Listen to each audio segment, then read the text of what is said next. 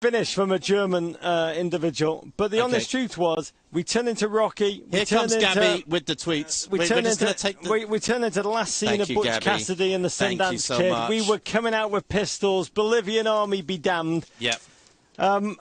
We had our chances again. Wando, you will be haunted. Courage, tenacity. Yeah. Ultimately, couldn't quite fill the gap where skill and tactics were running thin. Yeah. But I have to say, look at it, Davo. Before we get to the tweets. Yeah.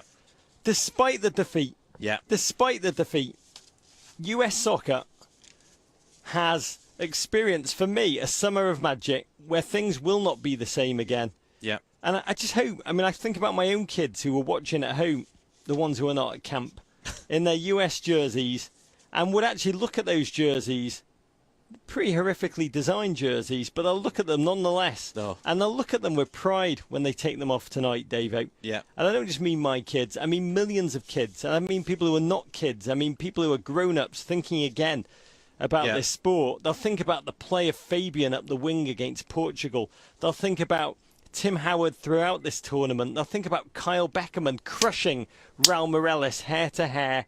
They'll think about Jermaine Jones's wonder goal, a gorgeous, gorgeous moment. They all think happy against Ghana, wonderful. They'll think They'll think about John Anthony Brooks. They'll think about Clint Dempsey, 30 seconds. They'll think happiness. They'll think thrill. And I'll tell you, forget the US for a second, but if you read the world's media, how they've covered this team, they've looked at this US team as a squad of darlings who have courageously and tenaciously taken the field. And for me, working on that inside show, Jurgen Klinsmann would always say he wanted this team to take the field against whomever they took the field against and believe they could win. And they have ticked that box this tournament.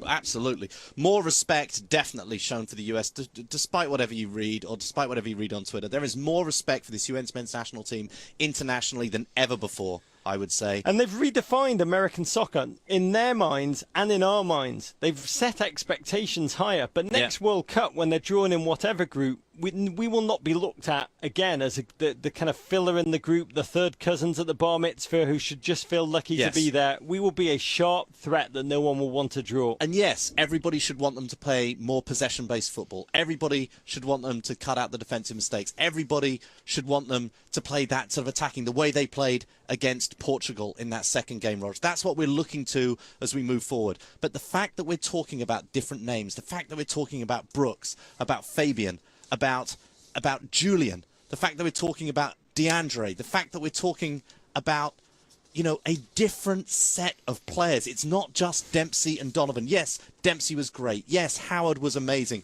Bradley did not have his greatest World Cup. He's still a phenomenal football player. And an even better human being. Significantly, the goal that we scored tonight, that goal came from Michael Bradley's pass.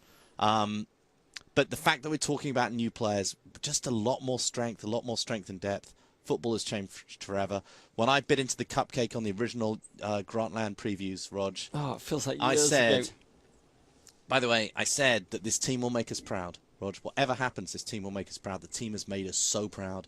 I'll tell you what I believe in, which I freely admit wasn't sure whether I believed or not before we started this. I wasn't sure about Jurgen.